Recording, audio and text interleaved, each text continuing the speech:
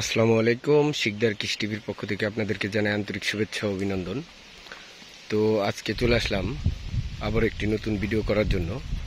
তো ভুট্টা খেতে তো দেখছেন এই যে আলহামদুলিল্লাহ কত সুন্দর ভুট্টা হয়েছে। তো এই ভুট্টা গাছগুলা দিয়ে সাইলেক্স তৈরি করা হবে ফার্মের গরুর জন্য। তো আজকে আপনাদেরকে দেখাবো ভুট্টা গাছে কি কীটনাশক স্প্রে করবেন।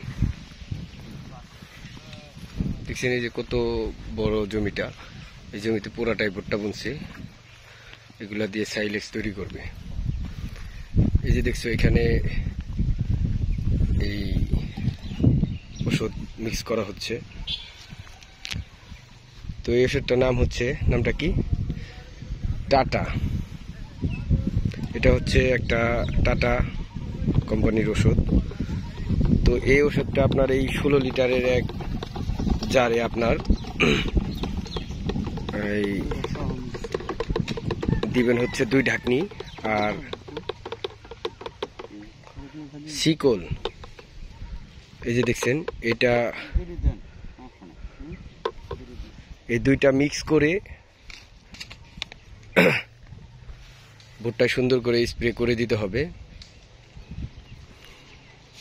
আর ওই যে মাথা দিয়ে ভালো করে নেড়ে ওষুধটাকে মিক্স করে নেবেন আপনারা যখন স্প্রে করবেন।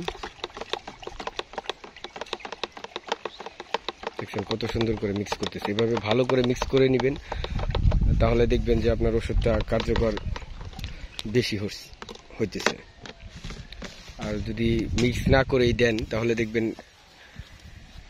কিছু অংশে পানি বের হবে, পরে ওষুধটা মিক্স হবে আস্তে আস্তে। তো চলুন দেখি কিভাবে আজকে স্প্রে করে।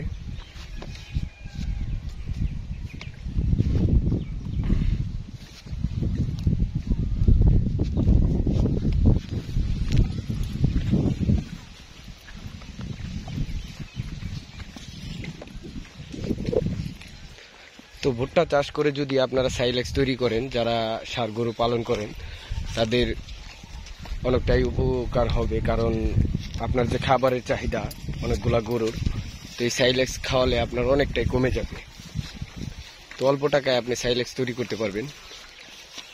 আর সাইলেক্স ষাঁড় গরুর জন্য অনেক ভালো একটা খাবার। অল্প দিনে ষাঁড় গরু এই সাইলেক্স খাওয়ালে খুব সুন্দর গ্রোথ আসে, গরুর শরীর তেলতেলা থাকে। তো অবশ্যই আপনারা যারা ষাঁড় গরু আছে এই সাইলেক্স তৈরি করে খাওয়াবেন, তাতে খরচ কমে যাবে অনেক। দেখছেন এই যে কত সুন্দর করে স্প্রে করে দিতেছে। এইভাবে প্রত্যেকটা গাছে এইভাবে স্প্রে করে দিবে, কারণ আপনি যদি ঠিক মতো যত্ন করেন তাহলে আপনি ভালো ফসল পাবেন। দেখছেন ভুট্টার গাছগুলা কিন্তু অনেক সুন্দর হয়েছে, প্রত্যেকটা গাছেরই গ্রোথ অনেক ভালো। তো এই গাছগুলাকে এই যে এখন স্প্রে করে দিতেছে, এই গাছগুলো আরো ভালো হয়ে যাবে। তো পরবর্তীতে এই ভালো গাছে দেখবেন বড় বড় একটা ভুট্টা আসছে। সেই ভুট্টাগুলা আপনি বিছন রাখলে, বিছন রেখে যদি বিক্রি করেন তাও করতে পারবেন। সাইলেক্স তৈরি করলে সাইলেক্স তৈরি করতে পারবেন, অনেক কাজে আপনার লাগবে। আর ভুট্টা চাষ করে অনেক টাকা ইনকাম করা সম্ভব।